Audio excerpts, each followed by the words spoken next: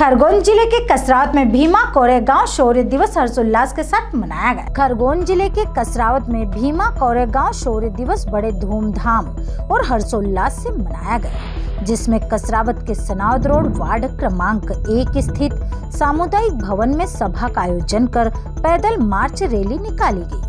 इसमें प्रमुख प्रवक्ताओं द्वारा भीमा कोरेगांव शौर्य दिवस पर उद्बोधन दिए। किस तरह स्वाभिमान सम्मान के लिए 1 जनवरी 1818 को बाजीराव पेशवा द्वितीय युद्ध में भीमा नदी किनारे कोरेगांव में युद्ध हुआ, जिसमें 500 महार शूरवीरों ने 28,000 पेशवों को युद्ध में हराया और अपने हक अधिकारों की लड़ाई जीती गई। भीमा कोरेगांव के वीरों की शहादत को नमन करते हुए शौर्य दिवस यात्रा निकाली गई और नगर परिषद प्रांगण में बाबा साहेब के स्टेच्यू पर माल्यार्पण किया गया।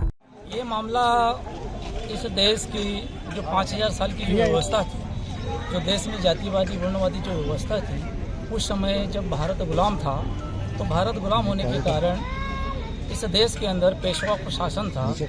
पेशवाओं के शासन के कारण इस देश के जो 85% जो समाज था, बहुजन समाज जिसे हम कहते हैं, उस समाज को जानवर से भी बदतर जिंदगी जीने के लिए मजबूर किया गया था और उन्हें गले में हंडी, यहाँ तक कि इस देश के अंदर हमें पृथ्वी के ऊपर थूकने का भी अधिकार नहीं था। गले में हंडी थी, अगर थूक आता था तो हंडी में थूकता था और उसे बाहर फेंक दिया था, ताकि जो इस देश के जो सुप्रीम जिसे कहते हैं, जिसे जो वनवाद हम कहते हैं, जो ब्राह्मणवाद था, उस ब्राह्मणवाद के कारण उनका कोई पैर उसमें पड़ न जाए और गले में हंडी और कमर में झाड़ू हुआ करती थी।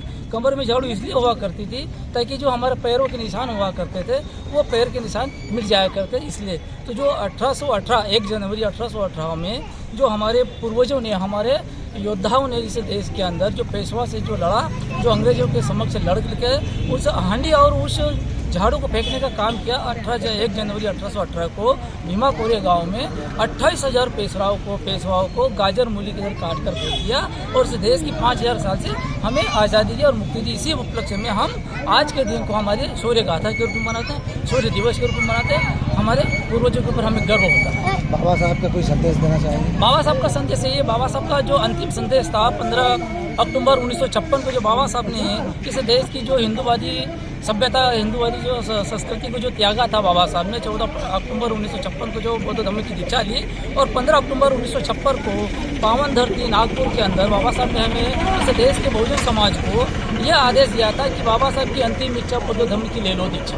अगर इस देश को शांति का संदेश देना, इस देश को समृद्ध बनाना, इस देश को विकासशील देशों में अगर खड़ा करना है तो हमें बौद्ध धर्म को अपनाना पड़ेगा। यही बाबा साहब की अंतिम इच्छा। क्या नाम है आपका? मेरा नाम गजानन सोने।